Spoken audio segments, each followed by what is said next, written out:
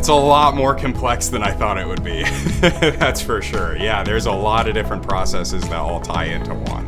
When I was finishing up school, I was looking for a process that was really interesting and something that I could get excited about. Domtar will support you in your career as you ask questions and learn. And one of the best pieces of advice that I can give and that Domtar supports is that you should never be afraid to ask questions and learn. As you continue to grow in your career, it will only get you closer to your goals. In my day-to-day, there's a lot of smaller projects that build up to making the whole process better, which of course makes the business better and puts more money into the community.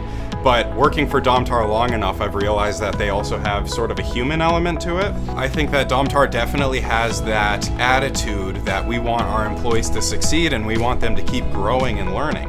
I've only been here for 2 years, but I think that the amount of stuff that they've sent me to really shows that they care about keeping me and helping me to grow. I hope that as the company continues to grow and thrive, that we really settle into our place in the market and we're able to continue in a path of stability. And I hope that as I continue to grow as an employee of the company, that I can really get into a leadership position where I can leave an impact or leave some kind of mark on the company. At the end of the day, whether it's new equipment or old equipment, innovation is always at the heart of what we do here.